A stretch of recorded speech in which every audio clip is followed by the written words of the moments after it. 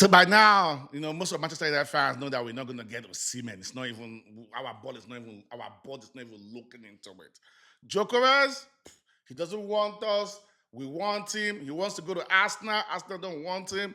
Crazy story. I believe that all Manchester United fans are tired of, and we don't even want to indulge in that anymore. So where do we turn our attention to? To one little man, skinny man called Ekitike of Frankfurt. You know, but that man costs 100 million. I don't know where we're going to get 100 million euros for that man, which is like 84 million pounds. I don't know where we're going to get that money from, but that is the price tag on that man. Manchester United fans don't really like this idea. Don't even like this player. Don't even like that we're going for them. Most people don't even know him. Ask me. I love that boy. I like him. I want us to go for him for now. Believe me, it's not a popular opinion. Most of you might not like it, but I love him. I know a lot of you want that physical player, that, commanding the line striker with that bust, with a poacher, he is not. He's just like Isak of Newcastle, the same way he plays, the same way Isak of Newcastle plays. Believe me, I love that man.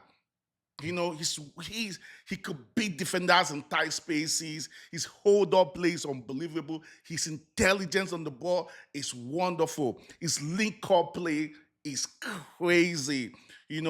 This man is a good passer of the ball. This man could drift left, could drift right. This man could actually pull back to 10, to 6 to 10, get the ball and pull forward. He is very skillful, believe me, but not physical, but very skillful. He's just like Isak.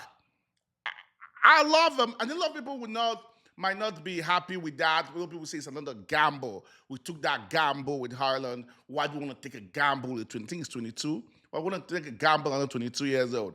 I understand that. I don't even know where we're going to get 100 million for. But I've really watched that guy. Go watch him. Go watch some of his clips on YouTube, and you will agree with me. There's nowhere else for us to go to. Osimhen is Jokeres. I don't even want him anymore. The idea that his agent came out or whoever came out and said, "Oh, I'm prioritizing Arsenal." I don't even know. Arsenal is saying he's too expensive.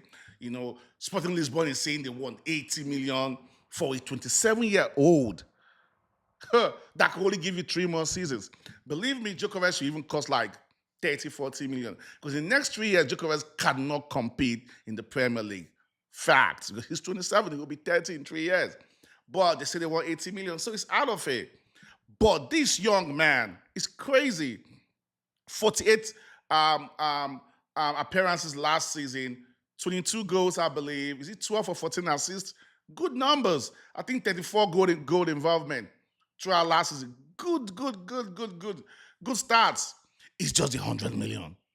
I don't know why they want 100 million for a player like Ekitike. It blows my mind. But the fact is that Frankfurt they love money. They love selling their players. Huge amount of money. They don't care. And most of the players they actually sold, some of them have actually flopped. But most of them is good. I think they sold Kolomani to PSG for 95 million euros. That blew my mind. And Kolomani right now, I think it was a loan it was a loan they loaned him to Juventus, to Juve. They love selling. Frankfurt, they say they want that money, they will want that money. They sold Mamouche to Man City for 75 million euros. Big money. Well, I saw a little glimpse of Mamouche. I think he's a wonderful player. Time will tell. Next season, with his full season, he came in January. He did good. He did really did good. I've watched him. He's a wonderful player. But they sold him for 75 million to Man City. They saw Pacho. You remember Pacho, the defender. They sold him to PSG for 40 million. They like money. So I don't know. 84 million pounds for Ekitike at 22. How much did we get Haaland for 72 million? It's a risk. But believe me, I will take him in India anytime, but not for that money. I don't know how that deal is going to be complicated like I've Told you guys, Frankfurt love money. I don't know how low they could go for that man, but that's the option that we have now. And I love that option because I love an intelligent striker. I love a striker that can pass the ball. I love a striker that is a good finisher. I love a striker that has space too. He has space. I love a striker like that. But for 100 million, now go get me a Osimhen. Get Osimhen for 70 million. The remaining 30 million added to his wages and pay Osimhen. That's where I'm at. That's where I'm at for the conversation. But Manchester United fans, that's where our attention is when it comes to strikers right now. We don't have any choice but to see what we could do with that deal. Because when it comes to Djokovic, to be honest with you, I don't think it's happening. I'm seeing news that right now that he didn't reject us. He rejected us. He did not reject us. We don't know where that news came out from. He prioritized Arsenal, which I do understand. Arsenal is in Champions League. But Arsenal right now is trying to say it's 80 million. Sporting Lisbon president is not going down. He said it's 80 or nothing. Arsenal first choice right now is Sesko. Sesko is 23 years old. Could give you another 5-6 seasons. And I think Sesko is for how much? 60-something million?